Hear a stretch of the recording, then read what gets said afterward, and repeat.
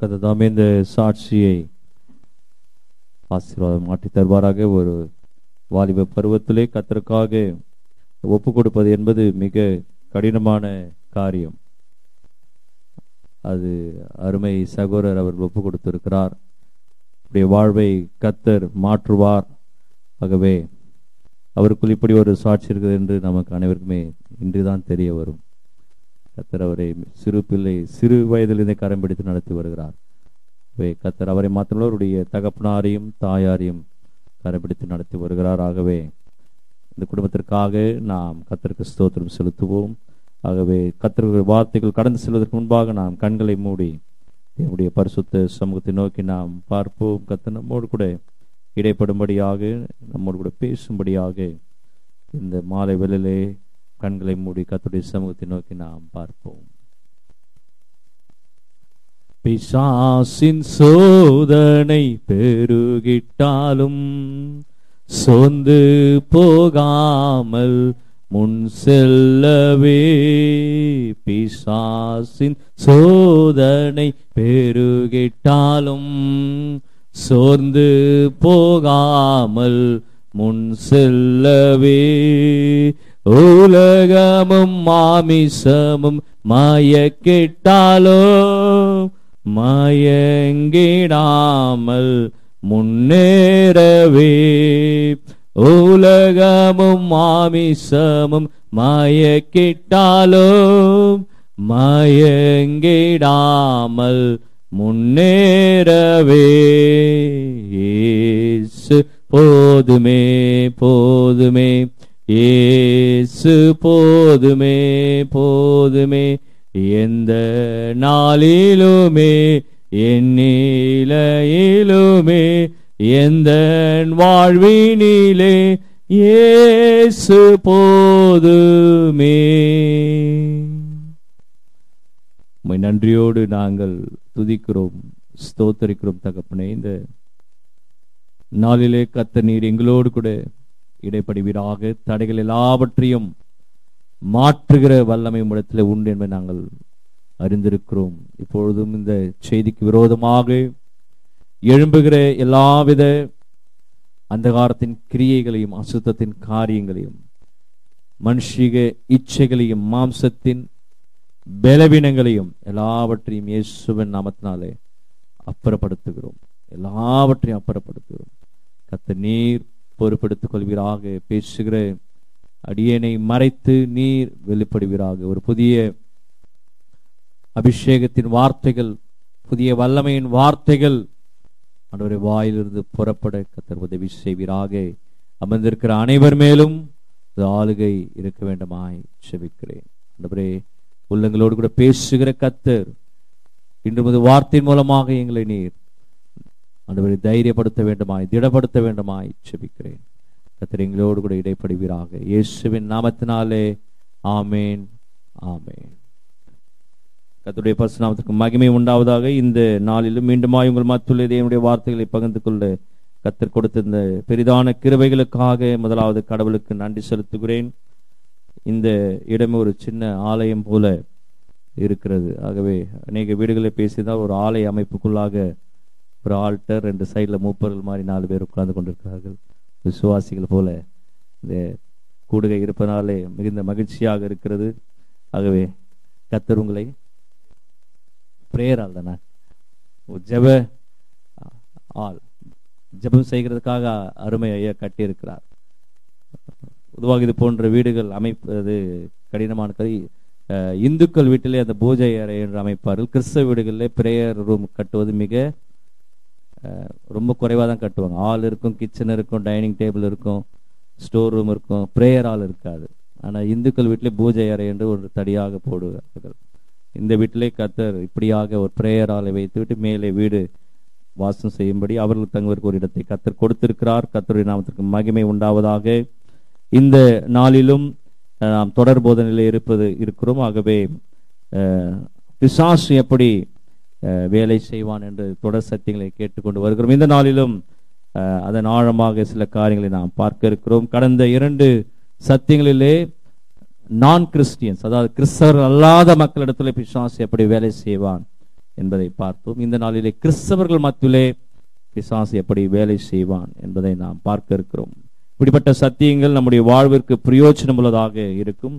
ஒருவேளை நேரடியான ஒரு பிரயோஜனம் இல்லை என்றாலும், நாம் விழுந்து போகும்போதும், நாம் சோர்ந்து போகும்போதும், நாம் பலவீனப்படும் பொழுதும் இந்த பிரசங்கங்கள் நம்மை தேற்றுவதற்கு அது நமக்கு உதவியாக இருக்கும். ஆகவே சத்தியத்தை அறிவீர்கள், சத்தியம் உங்களை விடுதலையாக்கும் என்று கர்த்தருடைய வார்த்தை சொல்வதனாலே, ஆகவே கிறிஸ்தவர்கள் மத்தியிலே பிசாசு எப்படி வேலை செய்வான் என்பதை நாம் அறிந்து கொள்வது மிக அவசியமாக இருக்கிறது. அவனுடைய தந்திரங்களை அறிந்து கொள்வது மாத்திரமே நாம் அவனை மேற்கொள்ள முடியும். பிசாசு, முதலாவது ஒரு காரியத்தை நாம் நினைவில் கொள்ள வேண்டும், பிசாசு கடவுளுக்கு சமமானவன் அல்ல.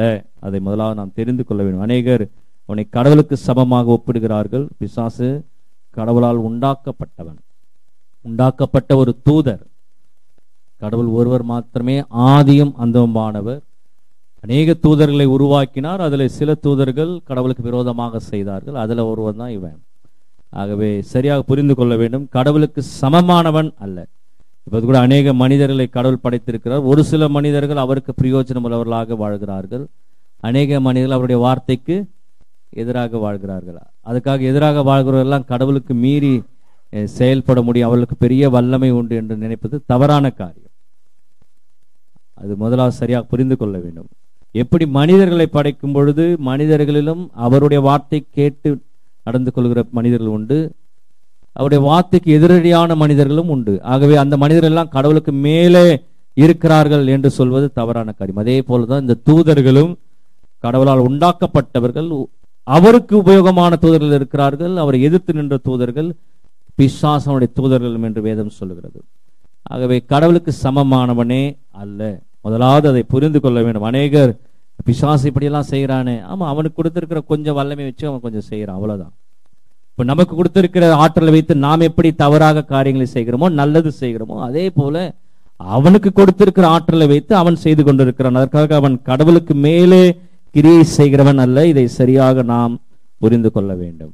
ஆகவே முதலாவது அவன் கடந்த சத்தியத்திலே பார்த்தோம், கிறிஸ்தவர் மத்தியில் அவன் கொண்டு வருகிற முதலாவது காரியம், அன்று முதல் இன்று வரை அவன் பிரதானமாக பயன்படுத்துவது கர்த்தருடைய வார்த்தையை சந்தேகிக்க வைப்பான். ஆதியாகமம் 3ஆம் அதிகாரம் 4வது வசனம் 5வது வசனம்.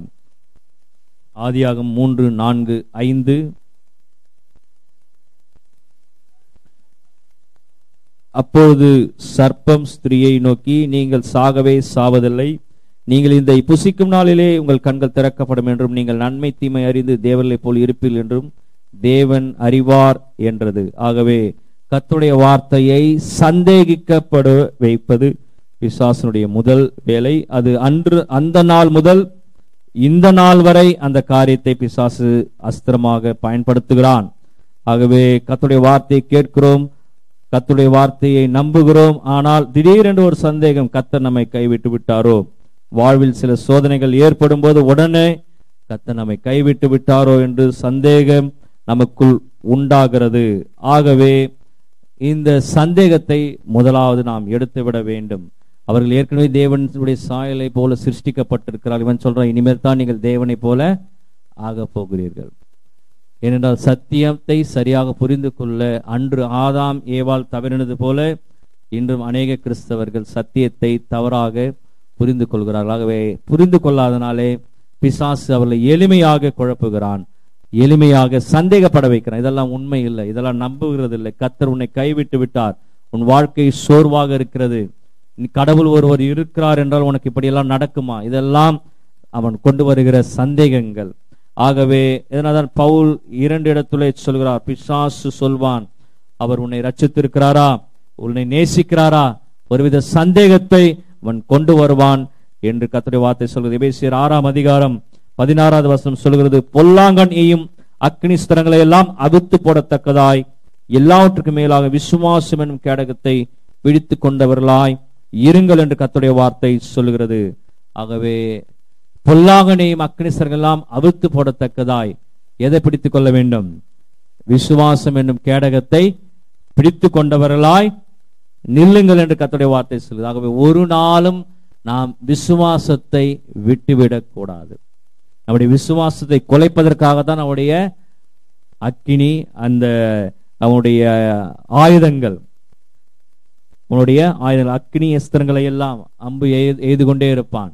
விசுவாசத்திலே எப்படியாவது விழுந்து விட வேண்டும் என்று சொல்லி, ஆகவே ஒரு நாள் விசுவாசத்தை நாம் விட்டுவிடக் கூடாது என்று கர்த்தருடைய வார்த்தை சொல்றது. அதுவும் அந்த கிரேக்க வார்த்தை ரோம்ஃபியா என்று எழுதியிருக்கிறார். அந்த வார்த்தை அது பிக் கிராஸ்வேர்ட் ஆஃப் டவுட், அதோடைய ஒரு சந்தேகம், மிகப்பெரிய சந்தேகத்தை உண்டு பண்ணுவான். மிகப்பெரிய சந்தேகம், திடீர்னு கர்த்தர் விட்டுட்டார், அவ்வளவுதான் போச்சு வாழ்க்கை. அப்படி நினைக்க கூடாது என்று கர்த்தருடைய வார்த்தை சொல்கிறதாகவே நாம் எப்போதும் பாதுகாப்பாக இருக்கிறோம். இஸ்ரவேலை காக்கிறவர் உறங்குவதும் இல்லை தூங்குவதும் இல்லை என்று கர்த்தருடைய வார்த்தை சொல்லுகிறது. ஆகவே ஒரு நாளும் நாம் கவலைப்பட வேண்டிய அவசியம் இல்லை. ஆகவே பிசாசு கொண்டு வரும் எல்லா குழப்பங்கள், சந்தேகங்கள் எல்லாவற்றையும் விசுவாசம் என்னும் கேடகத்தை பிடித்து கொண்டு நாம் அதை ஜெயிக்க வேண்டும் என்று வேதம் சொல்கிறது. இரண்டாவது காரியம், துன்பத்தை கொண்டு வருவான். முதலாவது சந்தேகத்தை கொண்டு வருவான், அதுல விழுந்தோம்னா இரண்டாவது துன்பத்தை கொண்டு வருவான். வெறும் சந்தேகம் மட்டுமல்ல, துன்பமும் சேர்ந்து வரும் என்று கர்த்தருடைய வார்த்தை சொல்லுகிறது. இந்த இடத்துல தான் நிறைய பேர் நினைக்கிறார்கள், இது கர்த்தர் தான் இந்த துன்பத்தை கொண்டு வருகிறார் என்று நினைக்கிறார்கள். ஏன்னா சத்தியம் தெளிவாக தெரியவில்லை. ஆகவே வியாதி வந்தால் கர்த்தர் கொடுக்கிறார், சுகம் பண்ணா பிசாசு சுகம் அளிக்கிறார். இப்படி எல்லாம் பிரசங்கள் போய் கொண்டு இருக்கிறது. சுகம் பண்ணா பிசாசு சுகம் பண்றான், வியாதி வந்து கர்த்தர் கொடுக்கிறார். ஆப்போசிட்டா பிரசங்கம் பண்ணி கொண்டு இருக்கிறார்கள். துன்பத்தை கொண்டு வருவான். வெளிப்படுத்தின விசேஷம் 2ஆம் அதிகாரம் 10வது வசனம் சொல்லுகிறது, நீ படப்போகிற பாடுகளை குறித்து எவ்வளவும் பயப்படாதே. இதோ நீங்கள் சோதிக்கப்படும் பொருட்டாக பிசாசானவன் உங்களில் சிலரை காவலில் போடுவான். 10 நாள் உபத்திரவப்படுவீர்கள். ஆகிலும் நீ மரணபரிந்தும் உண்மையாயிரு, அப்போது ஜீவ கிரீடத்தை உனக்கு தருவேன். சிமர்னா திருச்சபைக்கு ஆவியானவர் சொல்கிறார். வெளிப்படுத்தின 2:8 சிமர்னா சபையின் தூதனுக்கு நீ எழுத வேண்டியது என்னவெனில், சபைக்கு குறித்து ஆவியானவர் சொல்லுகிறார், இந்த சபைக்கு உபத்திரம் வரும். 10 நாள் உங்களில் காவலில் போடுவார்கள், ஆனாலும் மரண பரியந்தும் உண்மையாயிரு. இப்ப 10 நாள் நம்மள காவல்ல போட்டா நம்ம என்ன பண்றோம்? கடவுள் தான் நம்மள ஜெயில போட்டாரு, ஆனா பிசாசு போடுகிறான் என்று கர்த்தருடைய வார்த்தை சொல்லுகிறது. இப்ப என்ன கிறிஸ்துவுக்கு பெரிய பிரச்சனை, யார் எது கடவுள் செய்யறார், எது பிசாசு செய்யறது, இதுதான் தெரியல. அதனால என்ன, ரொம்ப குழம்பி போயிடுறார்கள். அதுக்கு சத்தியத்தை தான் நாம் புரிந்து கொள்ள வேண்டும். பைபிளை தவிர வேற ஒரு வழி நமக்கு இல்லை. அதான் நான் ஏற்கனவே சொல்லிட்டேன், கொஞ்சமா மழை பெஞ்சா கடவுள் ஆசீர்வாத மழையை கொடுக்கிறார், அதிகமா மழை பெஞ்சா பிசாசு மீட்டிங் நடத்த விடாம பண்ணிட்டான். பிரதர், நம்மளோட அனலைசிஸ் இது. கொஞ்சமா மழை பெஞ்சா அது கடவுள் கொஞ்சமா மழை தூவி என்ன பண்றாராம், அப்படிலாம் கடவுள் கொஞ்சமா மழை தூவி ஆசீர்வாதம் கொடுப்பார் பைபிள் எங்கேயாவது இருக்குதா? மீட்டிங் நடக்குது, கொஞ்சமா மழை பெஞ்சா ஸ்பீக்கர்லாம் நினையாது, கடவுளுக்கு தெரியாது? உனக்கு தெரியும் போது கடவுளுக்கு தெரியாதா? அங்க ஒரு டிஸ்டர்பன்ஸ் வருது இல்லையா? கொஞ்சமா மழை பெஞ்சா ஆசீர்வாத மழையா, நிறைய மழை பெஞ்சா பிசாசு அதிகமா கொடுத்த. இப்படி எல்லாம் ஜனங்கள் தவறாக புரிந்து கொண்டிருக்கிறார்கள். 10 நாள் உபத்திரவப்படு காவலில் போடுவா, பிசாசானவங்களை காவலில் போடுவான் என்று கர்த்தருடைய வார்த்தை சொல்லுகிறது. ஆக துன்பம் வரும்பொழுது அங்கே பிசாசு நின்று கொண்டிருக்கிறான். உடனே நாம் என்ன பண்ணோம்? துன்பத்தை அரவணைத்துக் கொள்ளக்கூடாது, எதிர்த்து நாம் என்ன பண்ணோம்? விசுவாசம் என்னும் கேடகத்தை பயன்படுத்த வேண்டும். அதுக்காக தான் இந்த வார்த்தைகளை எடுக்கிறேன். ஆகவே துன்பம் வந்தால் அதை அரவணைத்துக் கொண்டு கர்த்தர் தான் இந்த துன்பத்தை கொடுத்தார் என்று சொல்வது தவறான ஒரு காரியம். தேவன் நன்மை செய்கிறவராகவே, இயேசுவானவர் நன்மை செய்கிறவராகவே சுற்றி திரிந்தார், துன்பம் செய்கிறதற்காக அவர் சுற்றி திரியவில்லை.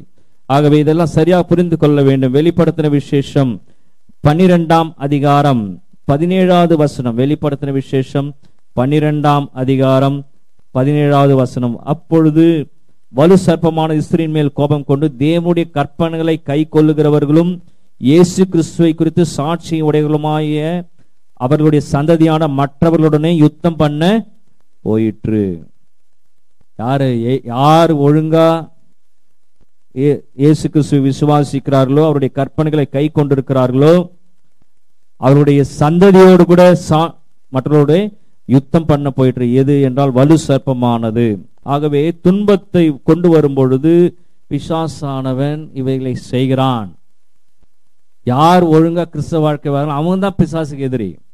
இப்ப சும்மா இருக்கிறவங்க நீங்க கேட்கலாம், இன்னைக்கு நல்ல பிரதர் அவன் நல்லா தானே இருக்கிறான், அவனெல்லாம் ஒண்ணுமே வரல, பிரச்சனையே கிடையாது. அவன் கடவுளுக்கும் அவனுக்கும் ஒரு சம்மந்தம் இல்லை. பிசாசு என்ன பண்ணுவான்? அவனை அலோ பண்ணுவான். இப்ப பிரச்சனை, இந்த கேள்விக்கெல்லாம் நிறைய பேர் பைபிள் இப்பெல்லாம் கேள்வி கேட்கிறாங்க. நான் ஒழுங்கா தானே இருக்கிறேன், நான் ஒழுங்கா தானே இருக்கேன், எனக்கு ஏன் இப்படிப்பட்ட துன்பங்கள் வருகிறது? யார் கடவுளுடைய கற்பனையை கை கொள்ளுகிறார்களோ அவங்கள மாத்திரம் அவங்க சந்ததியோடு கூட யுத்தம் பண்ண பிசாசானவன் புறப்படுகிறான் என்று கர்த்தருடைய வார்த்தை சொல்கிறது. அப்போ துன்பம் வரும் பொழுது என்ன பண்ணணும்னா உடனே விழுந்து விடக்கூடாது. நாம ஒழுங்கா போறோம். அதனாலதான் பிசாசு நம்ம அட்டாக் பண்றான்.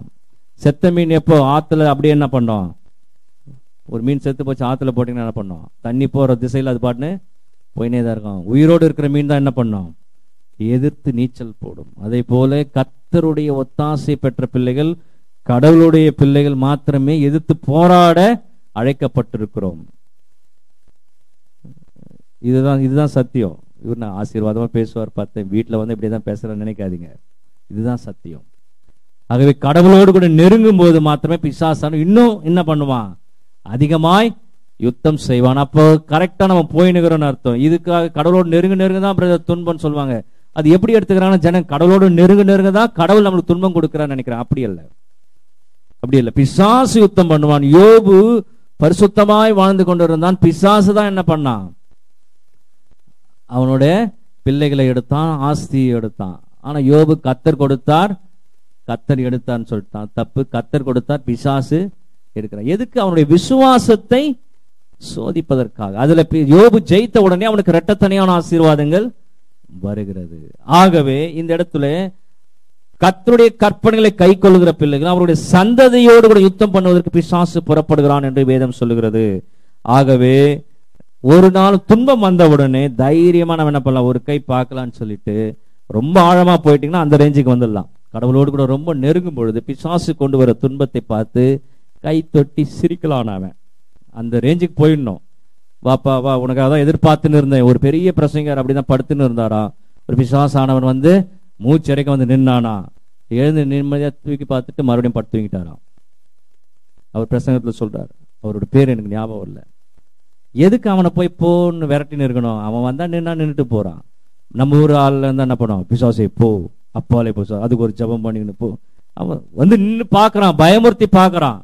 இவர் எழுந்து நின்று பார்த்து, ஓ நீ தான் வந்துக்கிறியா, கம்முன்னு படுத்து தூங்கிட்டாராம். வந்து பார்த்தான், ஒன்னும் பண்ண முடியல, கம்முன்னு போயிட்டான்.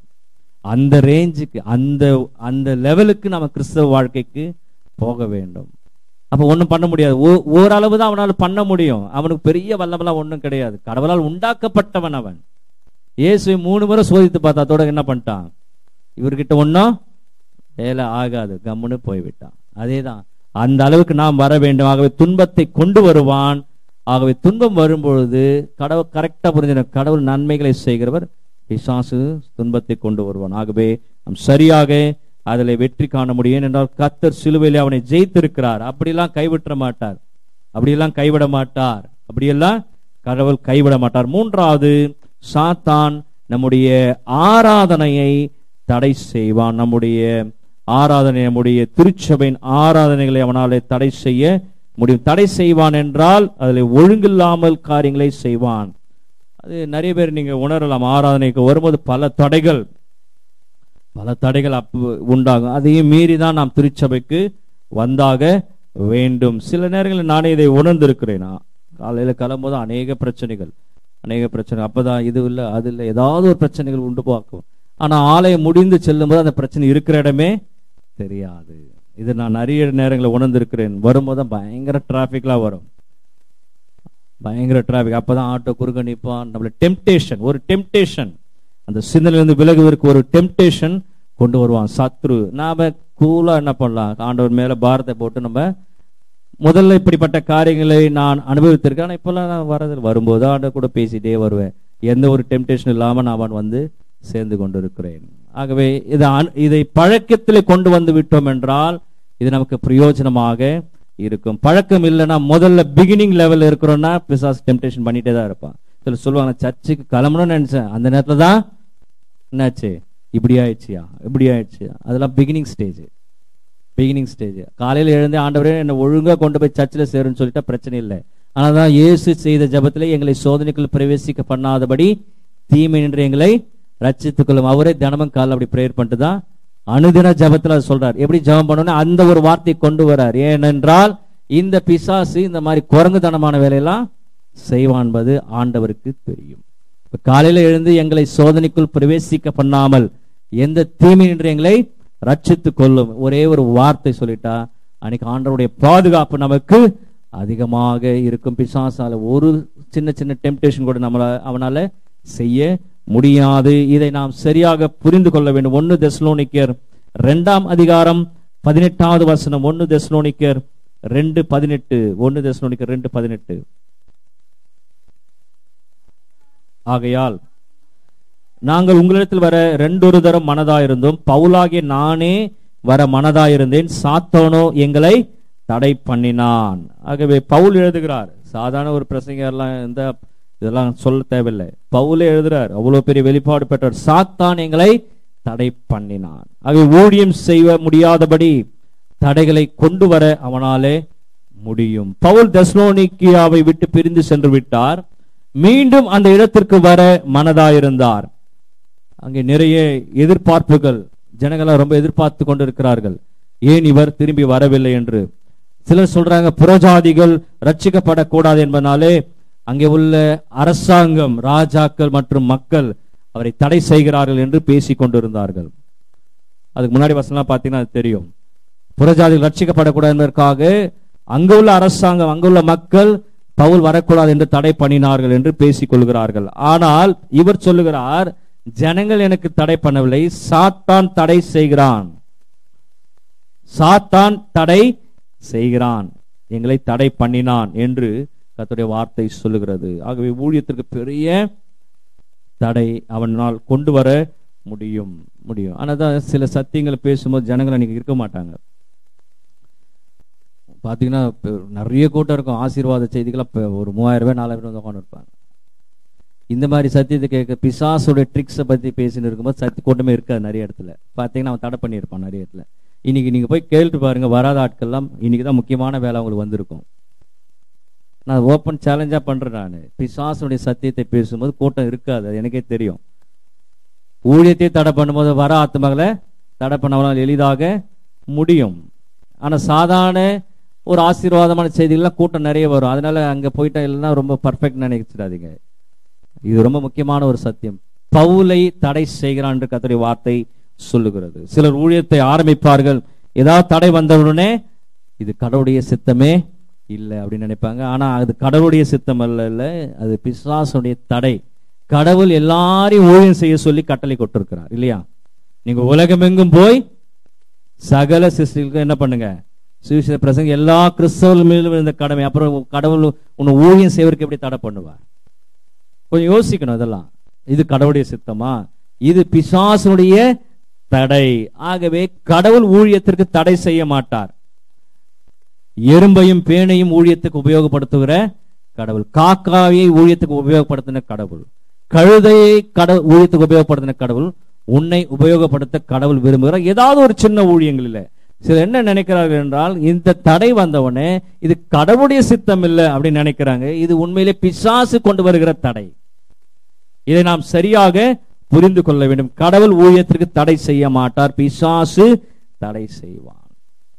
ஏன்னா பவுலையே தெசலோனிக்கே பகுதியிலே அவன் கொண்டு வருவதற்கு அவன் அனுமதிக்கவில்லை என்று பவுலே எழுதுகிறார். வேற யாரும் எழுதினா பரவாயில்ல, நான் வர மனதா இருந்தேன், ஆனால் சாத்தானோ எங்களை தடை செய்தான் என்று கர்த்தருடைய வார்த்தை சொல்லுகிறது. ஆகவே நீங்கள் சிறப்பாக ஊழியம் செய்கிறீர்கள் என்றால் நிறைய தடைகள் அங்கே உண்டாகும். தடையே இல்லை பிரதர், சர்ச் ரொம்ப ஸ்மூத்தா போகுது. சில கேட்பாங்க, உங்க சர்ச் எப்படி போகுது? ரொம்ப ஸ்மூத்தா போகுதுன்னா ஊழியம் இல்லைன்னு அர்த்தம். பிஷப் அசரி அடிக்கடி கேட்பாராம் ஐயர்களை, என்னப்பா உங்க சர்ச்சில் எந்த பிரச்சனையும் வரல, சர்ச்சோட ஒப்புரவாயிட்டியா அப்படின்னு வரான். அப்படின்னா என்ன அர்த்தம்? எந்த பிரச்சனையும் வரலன்னா சர்ச்சோட நீ என்ன ஆயிட்ட, மிங்கிள் ஆயிட்ட. ஐயர்களை பார்த்து கேட்பார், சர்ச்சோட நீ மிங்கிள் ஆனதுனால எந்த பிரச்சனையும் இல்லை. அப்ப அவங்களுக்கு ஏற்ற மாதிரி நீ போக ஆரம்பிச்சிட்ட, அதனால ஒரு பிரச்சனை வராது. ஊழியம் எங்க சிறப்பா போதோ அங்க தடைகள் நிறைய உண்டு. ஏன்னா பிசாசு சும்மா இருக்க மாட்டான். More effective ministry has got more hinders என்று சொல்லுகிறார்கள். ஆகவே நிறைய தடைகள், பெரிய ஊழியம் நடைபெறுகிறது என்றால் நிறைய தடைகள் உண்டாகும். உண்மையான ஊழியத்தை பத்தி நான் பேசிட்டு இருக்கிறேன். ஆத்மாக்கள் ரட்சிக்கப்படுகிறார், தொடுகிறார், அங்க நிறைய தடைகள் உண்டாகி கொண்டே இருக்கும். அதை மனிதர்கள் கொண்டு வரவில்லை, மனிதர்கள் மூலமாக பிசாசு கொண்டு வருகிறான். அதற்காக நாம் தொடர்ந்து ஜெபிக்க வேண்டாம். அப்போஸ்தலனாகிய பவுல் சொல்லுகிறார், ஒரு முள் எனக்கு கொடுக்கப்பட்டிருக்கிறது. எதற்கு எனக்கு முள் கொடுக்கப்பட்டது? சதா காலம் என்னை குத்தும்படியாக அல்ல, என்னை மேன்மை பாராட்டாதபடிக்கு. ரொம்ப முக்கியமான ஒரு வார்த்தை பவுல் எழுதுகிறார். என்னை மேன்மை பாராட்டாதபடிக்கு எனக்கு ஒரு முள் என்ன பண்ணுகிறார்? கொடுத்த. சாத்தான் என்னை குட்டி கொண்டே இருக்கிறான். அப்படின்னா என்ன அர்த்தம் என்றால், என்னை உயர்த்தாதபடி, என்னை நானே மேன்மைப்படுத்திக் கொள்ளாதபடி அந்த முல்லை சாத்தான் என்னை குட்டி கொண்டே இருக்கிறான் என்று இங்கே கர்த்தருடைய வார்த்தை சொல்றது. அதுக்கு ஆண்டவர்கிட்ட ஜெபம் பண்ணார். ஆண்டவர் சொல்ல, என் கிருபை உனக்கு போதும் அப்படின்னு சொல்லி முடிக்கிறார். என்ன அர்த்தம் என்றால், பிசாசானவன் நம்முடைய ஊழியங்களிலே, நம்முடைய தனிப்பட்ட வாழ்க்கையில் நம்முடைய வீக்னஸ் பயன்படுத்தி கொண்டே இருப்பான். ஒவ்வொரு மனிதனுக்கும் ஒவ்வொரு மனுஷிக்கும் ஒரு வீக்னஸ் உண்டு. அந்த வீக்னஸை தொடர்ந்து பிசாசு பயன்படுத்தி கொண்டேதான் இருப்பான் வாழ்கிற கடைசி நாள் வரை. அதனால அதுல விழுந்து போய்விடாமல், அது மிஞ்சி அது இருந்தாலும் அதையும் தாண்டி செய்வதுதான் ஒளி. அதுதான் பவுல் செய்தார். அவர் ஒரு நாள் தன்னை மேன்மைப்படுத்தவில்லை. ஒருவேளை அந்த முள் அவருக்குள், அது என்ன முள் என்று அவருக்கு தான் தெரியும். அவருக்கு என்ன வீக்னஸ் அவருக்கு தெரியும், பிசாசுக்கு தெரியும், கடவுளுக்கு தெரியும்.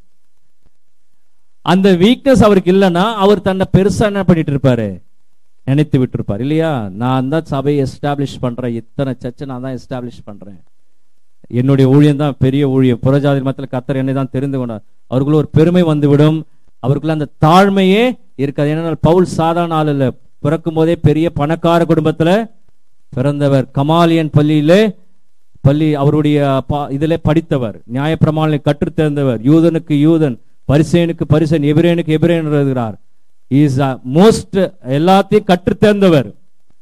அவ்வளோ பெரிய கற்றுத் தேர்ந்த ஒரு மனிதன் எப்படி தாழ்மையாக ஊழியம் செய்ய முடியும் என்றால், அவருக்குள்ள ஒரு வீக்னஸ், அதை பிசாசு குட்டி கொண்டே இருக்கிறான். அதனால சொல்றாரு, என்னை மேன்மை பாராட்டாதபடி எனக்குள்ளே ஒரு முள் கொடுக்கப்பட்டிருக்கிறது என்று சொல்றார். ஒவ்வொரு மனிதனுக்கும் ஒரு வீக்னஸ் உண்டு.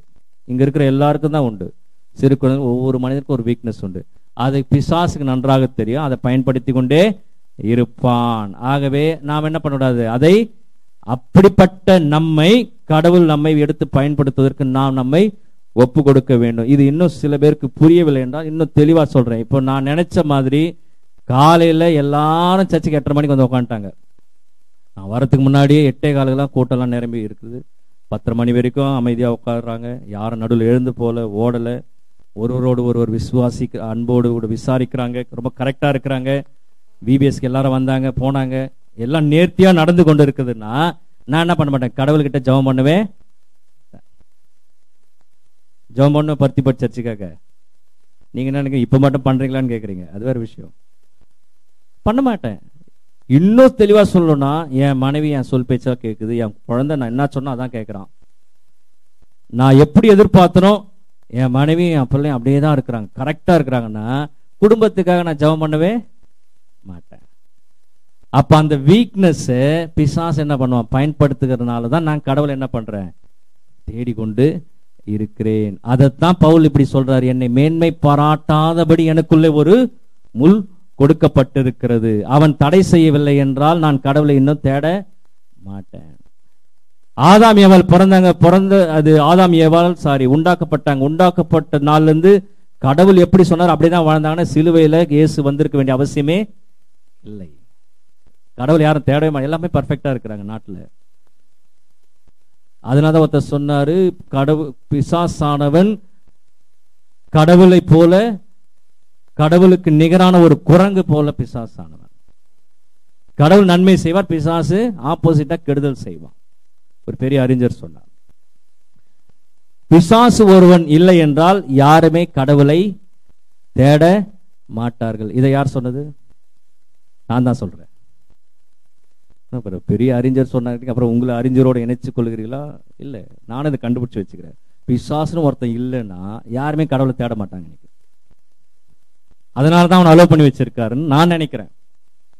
அவன் துன்பத்தை கொடுக்கவில்லை என்றால் நான் கடவுளை தேட போவதில்லை. எனக்கு எல்லாமே பர்ஃபெக்டா இருக்கும், எல்லாருமே கரெக்டா இருப்பாங்க. காலையில எல்லாமே கரெக்ட் தான். இந்திய தேசத்துல பிறந்த அத்தனை பேரும் கரெக்டா இருப்பான். கரெக்டா பஸ் ஸ்டாண்ட் வந்து நிப்பான், பஸ் ஒழுங்கா ஏறி போவான், யாரும் கெட்ட வார்த்தை பேச மாட்டான், யாரும் குடிக்க மாட்டான், யாரும் ஒருத்தர் திட்ட மாட்டான், ஒருத்தனோட அடிச்சிக்க மாட்டான். கரெக்டா 8:30 மணிக்கு எல்லாம் கோயிலுக்கு வந்துடுவாங்க, 10 மணிக்கு எல்லாம் போயிடுவாங்க. ஒருவரோட ஒரு அன்பா இருப்பாங்க, விசாரிச்சுப்பாங்க, நேசிப்பாங்க. எல்லாமே பர்ஃபெக்ட் என்னும் போது நான் எதுக்கு போய் கடவுளை தேடணும்? ஆகவே இந்த தடைகளை கொண்டு வரும்பொழுது அதை மீறி கடவுளோடு கூட இணைவதுதான் நம்முடைய வேலை. அதை தான் பவுல் சொல்றார், என்னை மேன்மை பாராட்டாதபடி எனக்கு ஒரு முள் கொடுக்கப்பட்டிருக்கிறது. இல்லைன்னா நான் என்ன பெருசா நினைச்சிடுவேன். இப்ப எல்லாமே பர்ஃபெக்டா இருந்ததுன்னா நான் என்ன பண்ணிடுவேன், என்னை பார்த்து பர்ஃபெக்டா நான் என்ன பெருமையா நினைச்சுக்குவேன். பருத்திப்பட்டு திருச்ச பார்த்தீங்களா எவ்வளவு பர்ஃபெக்டா இருக்குது, பார்த்தீங்களா எவ்வளவு பர்ஃபெக்டா இருக்கிறாங்க. விசுவாசிகள் எல்லாருமே ஒழுக்கத்தில் நிறைந்தவராக இருக்கிறார்கள். இதுக்கு காரணமே நான் தான் நினைப்பேன், என்னை மேன்மை பாராட்டாதபடி எனக்கு ஒரு முள் கொடுக்கப்பட்டிருக்கிறது. இப்படி கலைந்திருக்கும் போது மாத்திரமே கடவுளை இன்னும் ஆழமாக என்னாலே தேட முடியும். இதுக்கு கடவுள் பிசாசு சில நேரங்களில் அதுக்காக தான் யோபின் விசுவாசத்தை சோதிப்பதற்காக பிசாசை அவர் அனுமதிக்கிறார். போய் அடிச்சுப்பார், செக் பண்ணிப்பார், அவனை டீல் பண்ணிக்க, ஆனா ஜீவனை மாத்திரம் எடுக்காத, அவன் கடவுள் நிச்சயமா என்னை நேசிப்பான். நீ அவனுக்கு எல்லாத்தையும் கொடுத்து வச்சிருக்கிற, அதனாலதான் அவன் உண்மை தொழுது கொள்ளுகிறான். பரவாயில்ல, போய் எடுத்து விடு என்று சொல்லுகிறார்.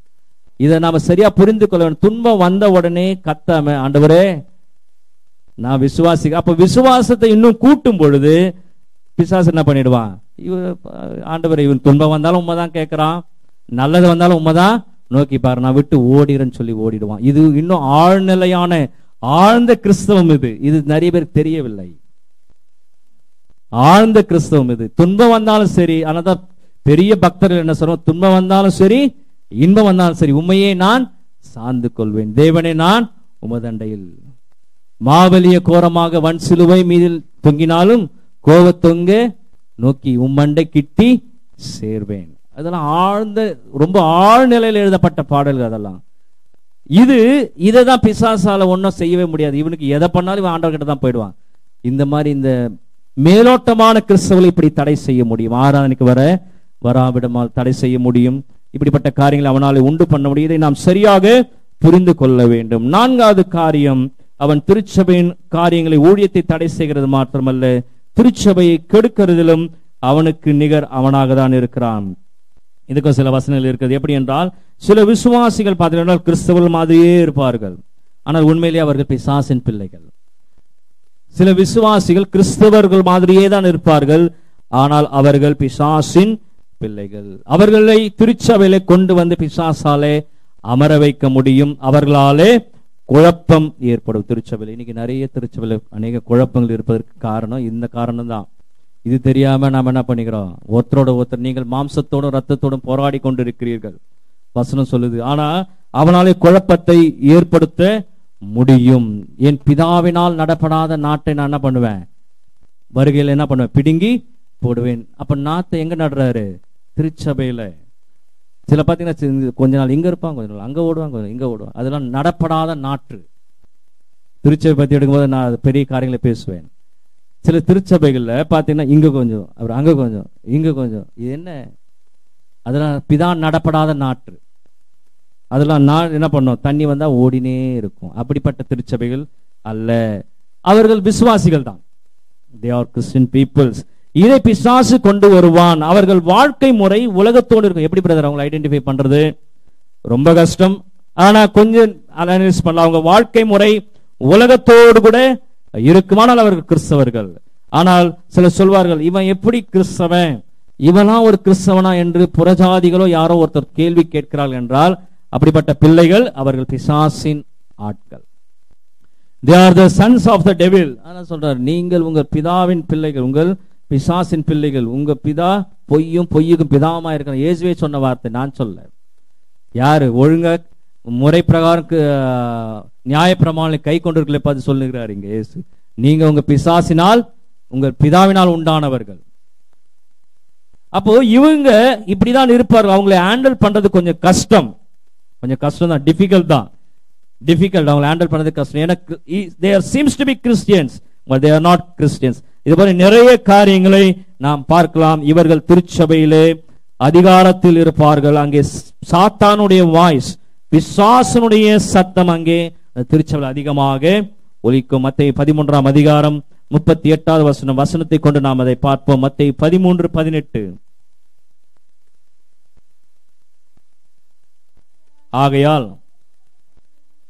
விதைக்கிறவனை பற்றியோமே கேளுங்க. இல்ல, மத்தேயு 13:38 சொல்லுகிறது, நிலம் உலகம் நல்ல விதை ராஜ்யத்தின் புத்திரர், கலைகள் பொல்லாங்கனுடைய புத்திரர். அப்போ நிலம் உலகம், நல்ல விதை ராஜ்யத்தின் புத்திரர். அப்போ இப்போ விவசாயம் பண்ண தெரியும், விதை விதைக்கும் போது என்ன வரும்? நெல்லோட கூட என்ன சேர்ந்து வரும்? கலையும் வரும், கலையும் வரும். அதான் சொல்றாரு, கலைகள் பொல்லாங்கின் புத்திரர். அவங்களும் திருச்சபையில உட்கார்ந்து கொண்டு இருப்பார்கள். மத்தேயு 13:39 சொல்கிறது, அவங்களை ஐடென்டிஃபை பண்றது கஷ்டம்.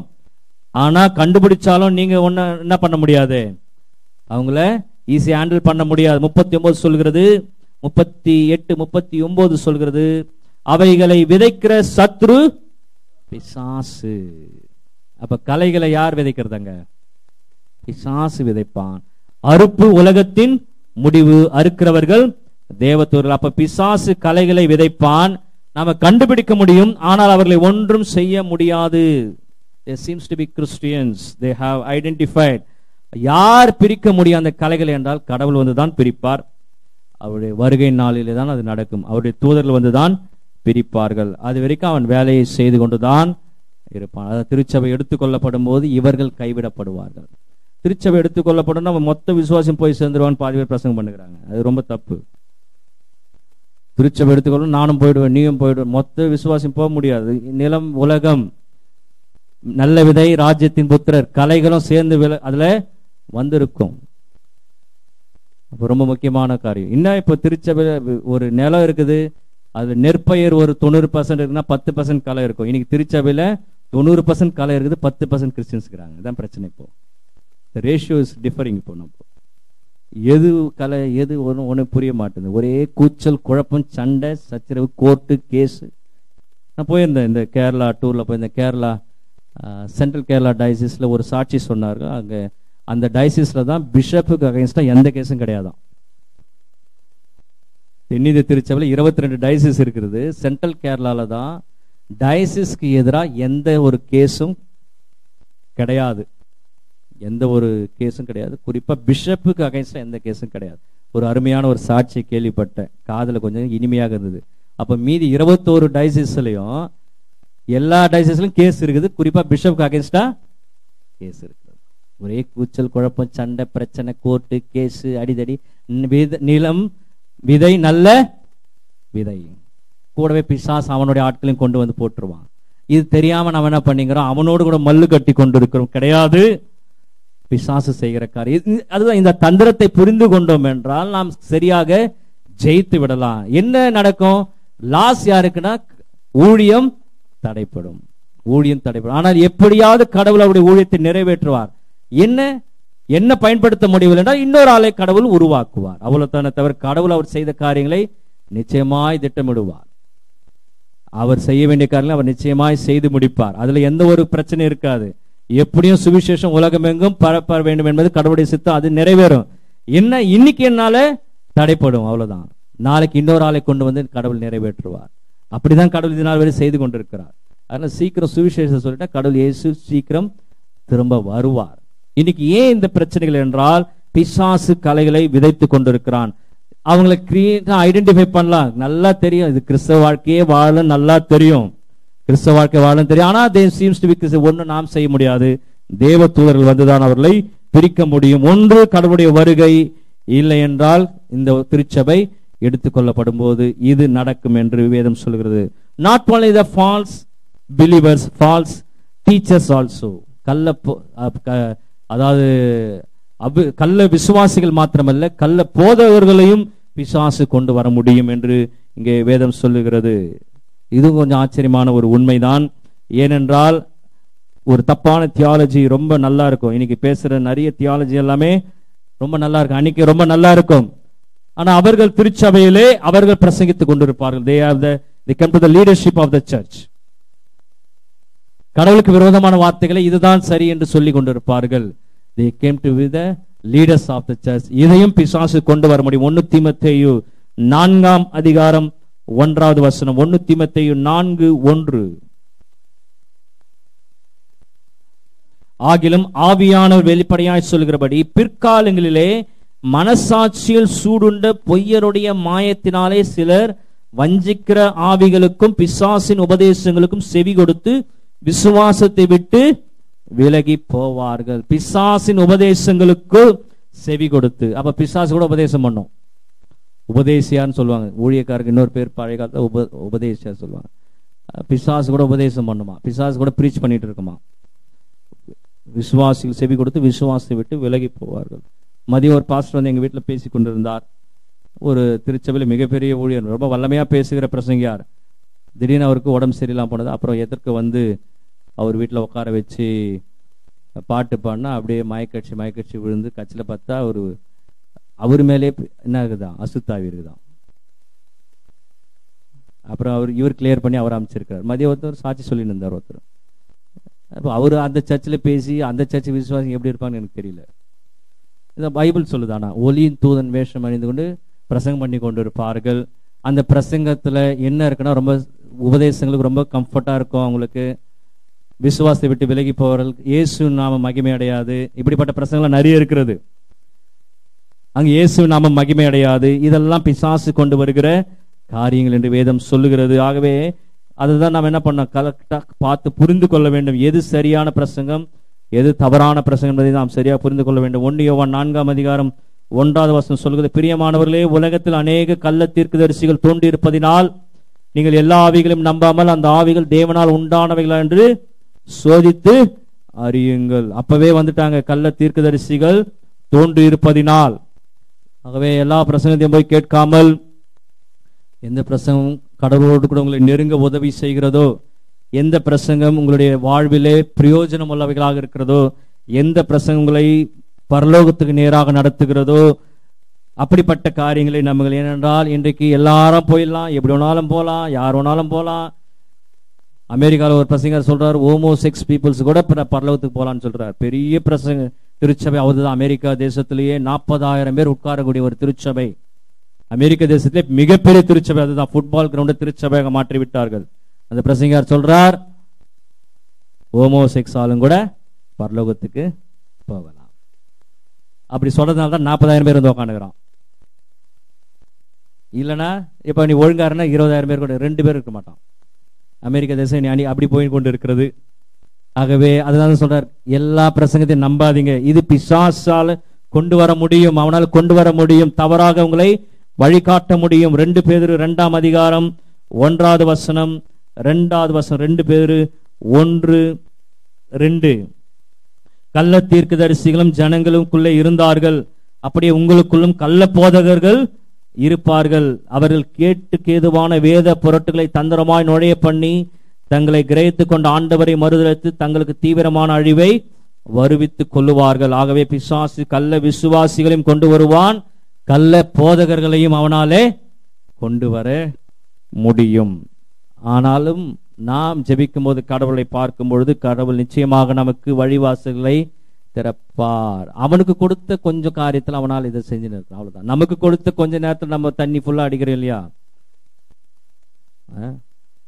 அது மாதிரி அவனுக்கு கொஞ்சம் அவன் கொஞ்சம் செஞ்சு நிற்கிறான், அவ்வளவுதான். அதனால நான் வந்து கடவுளுடைய பெரியாள் நினைக்க முடியாது, அதே மாதிரி அவன் கடவுளுடைய பெரியாள் நினைக்க முடியாது. கடவுளை நாம நினைக்கும் பொழுது கடவுள் நிச்சயமாக மாற்றுவார். ஆகவே 5வது காரியம், முக்கியமான காரியம், திருச்சபையை அவன் திருச்சபை ஆராய தடை செய்கிறது மாத்திரமல்ல, கெடுக்கிறது மாத்திரமல்ல, திருச்சபை பிரிக்கவும் அவனாலே முடியும். ரொம்ப முக்கியமான ஒரு சத்தியமாக இது இருக்கிறது. 2 கொரிந்தியர் 2ஆம் அதிகாரம் 5வது வசனம், 2 கொரிந்தியர் 2:5, 2 கொரிந்தியர் 2:5, திருச்சபையை அவனாலே பிரிக்கவும் முடியும்.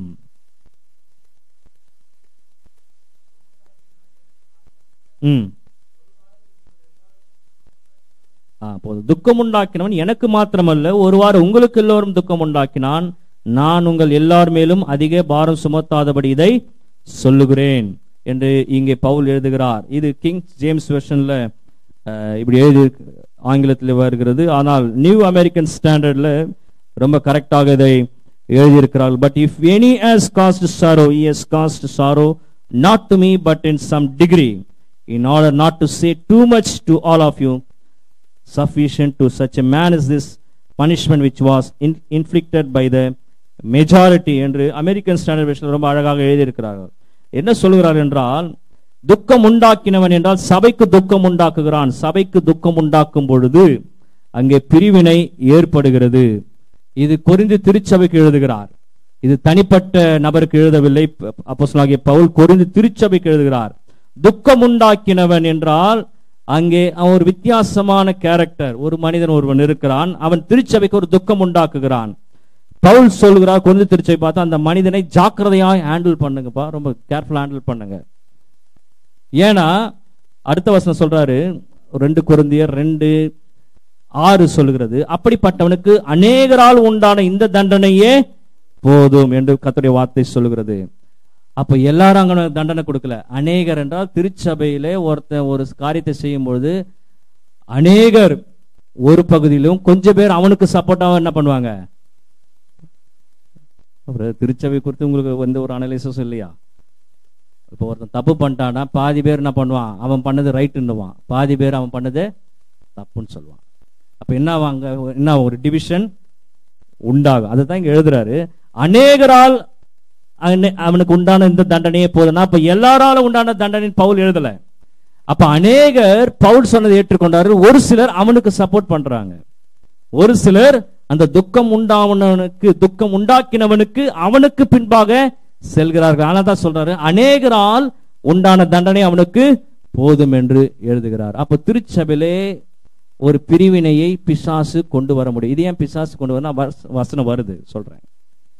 ஒரு திருச்சபையிலே ஒரு பிரிவினையை பிசாசு கொண்டு வரும் பொழுது அநேக கடவுளுடைய சமூக பக்கமாக செல்ல முடியும், ஒரு சிலர் அவனுக்கு சப்போர்ட்டா போவார்கள்.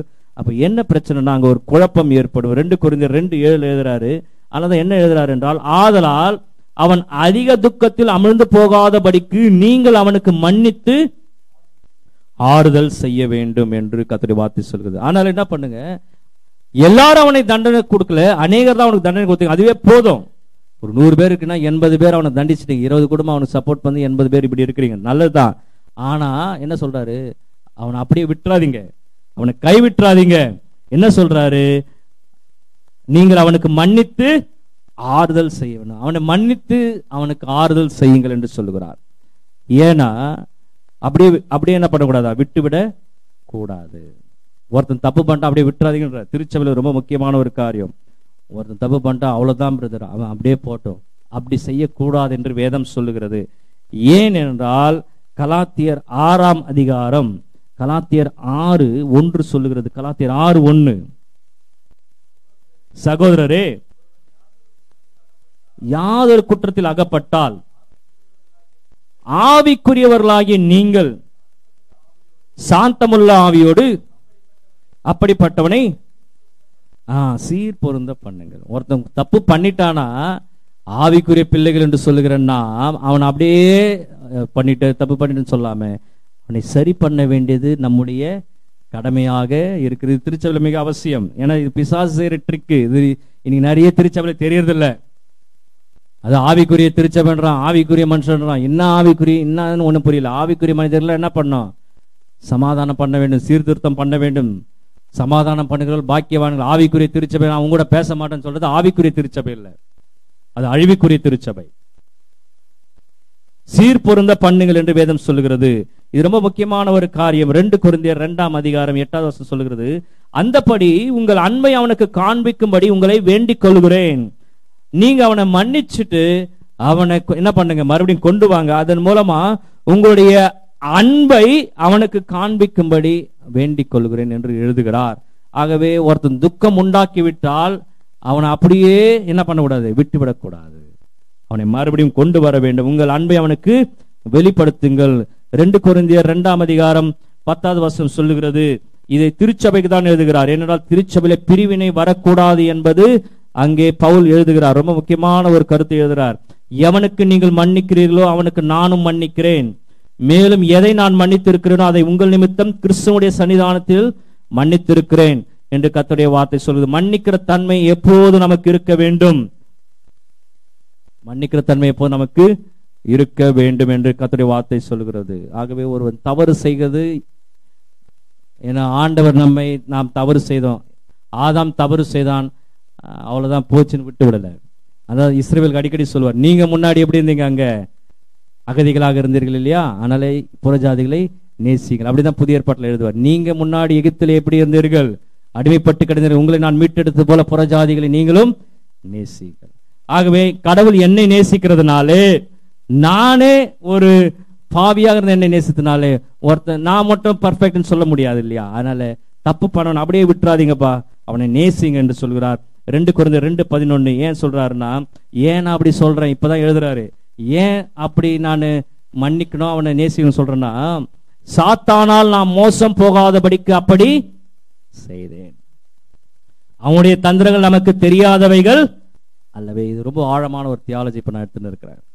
ஏன் நான் அப்படி மன்னிக்க சொல்றேன், அவன் நேசிக்க சொல்றேன்னா, அவன் தப்பு பண்ண உடனே நாம் என்ன பண்ணிடுறோம், அவனை பண்ண தப்பு, இனிமேல்ட்டு நான் அவன் கூட பேச மாட்டேன், இத்தோட அவன் அவ்வளவுதான், அவன் அப்படியே ஒதுக்கி விட்டோம்னா அது யாருடைய தந்திரம்? அது சாத்தானுடைய தந்திரங்கள். இப்ப என்ன ஆகும், அவன் மூலமா என்ன ஆகும், திருச்சபை 2 உடையும். Search will be split. அங்க என்ன ஆகும்னா ஊழியம் நடைபெறாது, பிரச்சனைகள் உருவாகும். இன்னைக்கு நிறைய திருச்சபையில தான் பிரச்சனை. அவன் தப்பு பண்ணான் பிரதர், தப்பு பண்ணான், சரி ரொம்ப நல்லதுதான், தப்பு பண்ண சொல்லி அவனை அப்படியே ஒதுக்கி விட்டோம்னா பிசாசு அந்த தந்திரத்தை எடுத்து பயன்படுத்துவான்.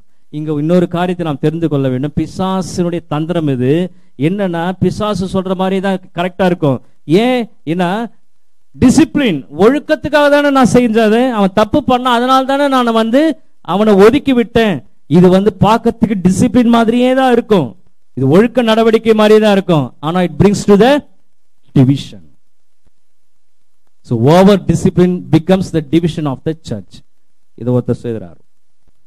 ஓவர் டிசிப்ளின் சில திருச்சபை பார்த்தீங்கன்னா அப்படியே கட்டுப்பாடோடு கூட இருப்பாங்க, அப்படியே இப்படிதான் இருக்கணும்.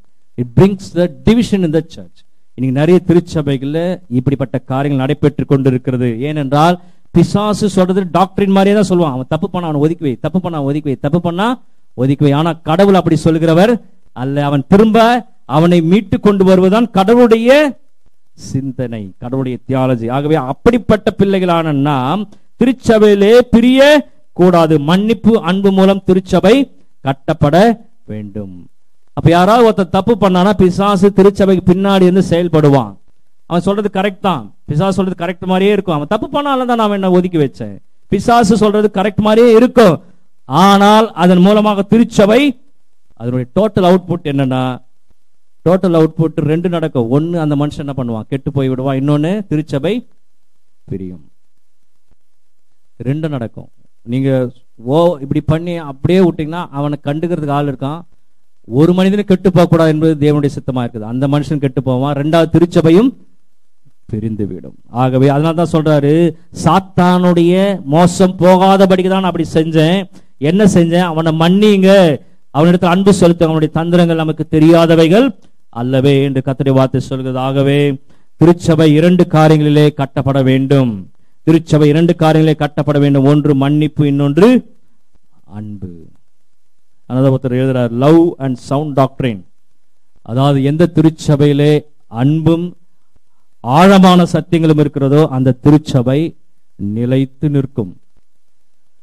எந்த திருச்சபையிலே ஆழமான உபதேசங்கள் இருக்கும் ஆனால் அன்பு இல்லை என்றால் அந்த இடத்துல பிரிவினை இருக்கும். இதை தெளிவா எழுதி கொள்ளுங்க. இது இன்னைக்கு நிறைய திருச்சபையில நீங்க இப்படி அனலைஸ் பண்ணிட்டு வந்துடலாம். Too much of sound doctrine but not enough love, it brings the division in the church. ஆழமான உபதேசங்கள் திருச்சபையில் இருக்கும், ஆனா அன்பு இல்லை என்றால் அந்த திருச்சபை பிரிந்து இருக்கும்.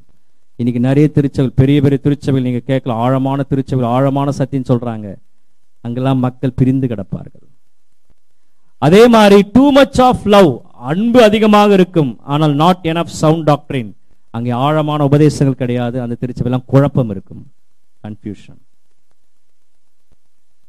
too much of love, அன்பு தான், மற்றவரை நேசிங்க, மற்ற எல்லாம் கொடுங்க எல்லாம் செய்வாங்க. ஆனா ஆழமான சத்தியங்கள் இல்லை என்றால் அந்த திருச்சபையில குழப்பங்கள் இருக்கும். சிலையை வச்சு உட்காந்து இருப்பான், அதாவது ஆண்டவருடைய சத்தியத்துக்கு விரோதமான காரியங்கள் செய்வான். இது இப்படி கூட கடவுளை அணுகலான்னு சொல்லுவான். அங்கே குழப்பங்கள் இருக்கும். ஆகவே இன்னைக்கு இந்த பிசாசின் தந்திரங்களினாலே அநேக திருச்சபைகள் இன்று தத்தளித்து கொண்டிருக்கிறது. they are struggling. ஏனென்றால் இது பவுல் எழுதுறார், இது பிசாசின் தந்திரம். இது மோசம் போகாதீங்க. யாராவது தப்பு பண்ணிட்டா ஒரு தண்டனை கொடுங்க, அவனை அப்படியே கைவிட்டுறாதீங்க, அவனை மன்னிச்சு அவனை மீண்டுமாய் கொண்டு வந்து அவனை சீர்பொருத்த பண்ணுங்கள். அவன் மூலமா அந்த ஆத்மாவை கெட்டு போவாது, அந்த திருச்சபை உடையாது. ஆகவே too much of sound doctrine and too much of love that stands for ever. திருச்சபை எப்பொழுதும் கட்டப்பட்டிருக்கும். ஆகவே எப்படி பிசாசு தந்திரம் கொண்டு வந்தாலும் நம்ம கிட்ட 2 கீ இருக்கிறது. ஒன்று மன்னிக்கிற தன்மை, இன்னொன்று அன்பு. இது ரெண்டும் எந்த திருச்சபையில் அதிகமாக இருக்கிறதோ அந்த திருச்சபை கட்டப்பட்டு கொண்டே இருக்கும். அங்கே பிசாசுடைய தந்திரங்கள் செயல்படாதான் பவுல் எழுதுறாரு, மன்னிங்க, அவனிடத்துல அன்பு செலுத்துங்க, மன்னிங்க, அவனிடத்துல அன்பு செலுத்துங்க. இது பிசாசுடைய தந்திரம். அவன் செய்யல, பிசாசு உங்களை உபயோகப்படுத்த பார்க்கிறான், கரெக்ட்னு சொல்லின்னு இருக்கிறான். Over discipline becomes over division. ஆகவே உங்ககிட்ட மன்னிக்கிற தன்மையும் அன்பும் செயல்படும் பொழுது அந்த திருச்சபை கட்டப்படும் என்று பவுல் சொல்கிறார். ஆகவே திருச்சபை பிரிப்பதற்கு பிசாசு தந்திரங்கள் செய்தாலும் நம்ம கிட்ட மன்னிக்கிற தன்மையும் அன்பும் இருக்கும் பொழுது பிசாசால் ஒன்றும் செய்ய முடியாது என்று கர்த்தருடைய வார்த்தை சொல்கிறது. இன்னும் அநேக காரியங்களை நாம் வரும் நாளிலே நாம் பார்ப்போம். ஆகவே பிசாசின் தந்திரங்களிலே கிறிஸ்தவர்கள் இப்படியாக அவன் தந்திரப்படுத்துகிறான். ஆகவே இதுல எங்கேயும் கழுத்து மேல ஏறி ஓடுறான், மூடிய பூச்சி எடுக்கிறான், மூச்சு முடைக்க நெஞ்சு மேல மிதிச்சுட்டு போனா, இது மாதிரிலாம் பிசாசு எங்கேயும் பண்ண மாதிரி இல்லை. நம்மளும் பிசாசின் தந்திரம்னா இப்படிதான் சொல்லுகிறாங்க. இதெல்லாம் நமக்கு தெரியாது. பிசாசு எப்படி வந்து அட்டாக் பண்ணா, நைட்டு படுக்கும்போது திடீர்னு வயிற்று மேல ஏறி போனான் பிரதர் பவுல் அப்படின்னா எழுதுறாரா? இதெல்லாம் தெரியல. உன்னையும் பக்கத்து வீட்டுக்கான பிரிச்சு வச்சிருப்பான் பிசாசுடைய தந்திரம், இதை தெரியாது. திடீர்னு கழுத்து பூச்சி மெனிய பூச்சி அழுத்தினான், அப்படியே கண்ணு வெளியே நல்லோன்னு கத்தன. இப்படி எல்லாம் பைபிள் சொல்ல. இந்த சத்தியத்தை சொல்ல பாதி பேர் வரல, என்ன பண்றது? கர்த்தர் அவளையும் ஆசீர்வதிப்பார். இந்த சத்தியங்களை மக்களிடத்துல நாம் உணர்ந்து கொள்ளும் போது நாம் பிசாசு தந்திரங்கள் நாம் ஜெயிக்கிற பிள்ளைகளாக நாம் கண்களை மூடி கர்த்தருடைய சமூகத்தை நோக்கி நாம் பார்ப்போம்.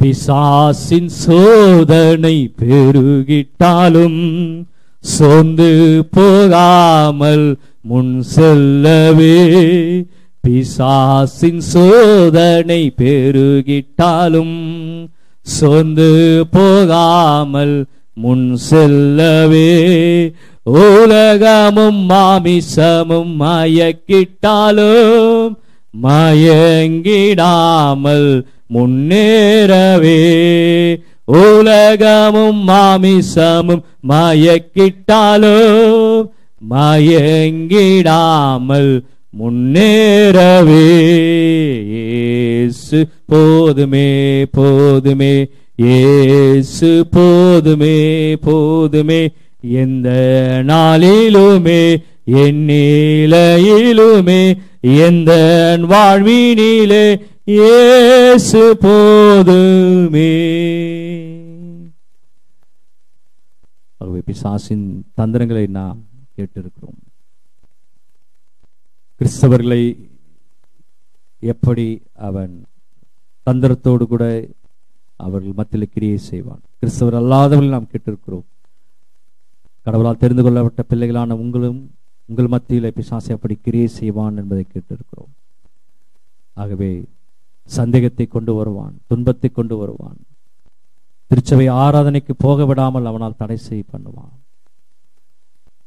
திருச்சபையில் குழப்பத்தை ஏற்படுத்த முடியும், கள்ள உபதேசங்கள் மூலமாக நம்மை வழிநடத்த முடியும், திருச்சபையில் பிரிவினை கொண்டு வர முடியும். ஆனால் எது இருந்தாலும் சரி, சிலுவிலே அவனை ஜெயித்த கடவுள் நம்மோடு கூட இருக்கிறார். பிசாசு ஒன்றும் பெரிய வல்லமை இல்லை, அவனை பார்க்கும் மேலான வல்லமை கடவுள் வைத்திருக்கிறார். நான் திரும்பவும் சொல்கிறதுதான், பிசாசு கடவுளால் உண்டாக்கப்பட்டவன். ஆகவே அவனை பார்க்கல மேலான ஒருவர் நம்மோடு கூட இருக்கிறார். ஆகவே என்ன வந்தாலும் நம்புவேன் ஆண்டவரே என்று சொல்லி அவரை சார்ந்து கொள்ளும் பொழுது, அவரிடத்திலே சரணடையும் பொழுது, அவர் சொல்லுகிற அந்த பாதையில் நடக்கும்போது மன்னிக்கிற அந்த தன்மை, அன்பு செலுத்துகிற அந்த தன்மை, இவை எல்லாவற்றையும் நம்மிடத்தில் உள்ளடக்கும் பொழுது எந்த பிசாசின் தந்திரமும் நம்மை மேற்கொள்ளாது. விசுவாசம் என்னும் கேடத்தை பிடித்துக் கொள்ளும் போது எந்த பிசாசின் தந்திரமும் நம்மை மேற்கொள்ளாது, எந்த பிசாசின் தந்திரமும் நம்மை ஜெயிக்காது. ஆகவே எப்படியாவது நம்மை கடவுளுடைய சமூகத்திலிருந்து பிரித்து விட வேண்டும், அதற்காக தான் அவன் செய்கிற காரியம். அதுதான் அவனுடைய கடைசி எண்ணம். அதற்காக என்ன கொண்டு வந்தாலும் சரி, நான் முதலே கடவுள்கிட்ட போய் சரணடைந்து விட்டேன்னா அவனால் ஒன்றும் செய்ய முடியாது. ஆகவே இதை யோபின் வாழ்க்கையில நாம் கற்றுக்கொண்டு இருக்கிறோம்.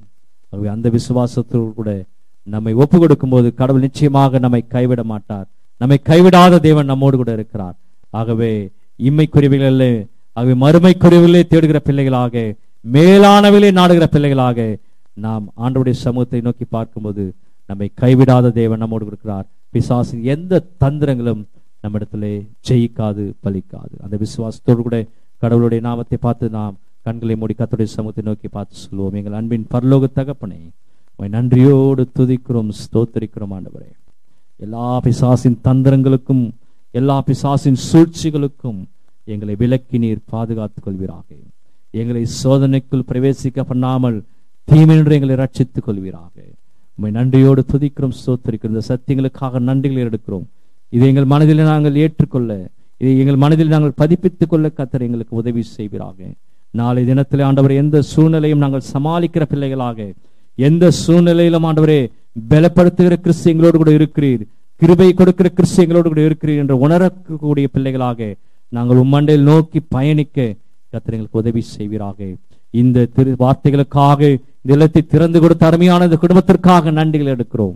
கர்த்தர் இந்த குடும்பத்தை நீர் ஆசீர்வதிப்பீராக. அவருடைய தேவைகளை கர்த்தர் சந்திப்பீராக. அவருடைய பலவீனங்களிலே கர்த்தர் நீர் அவர்களை பலப்படுத்துவீராக. எல்லா சூழ்ச்சிகளிலிருந்தும் கர்த்தர் நீர் அவர்களை தப்புவிப்பீராக. கர்த்தர் பொறுப்படுத்திக் கொள்ளுங்க. வந்திருக்கிற ஒவ்வொரு விசுவாச குடும்பங்களுக்காக நன்றிகளை எடுக்கிறேன். கர்த்தர் தாமே நீர் அவர்களை ஆசீர்வதிப்பீராக.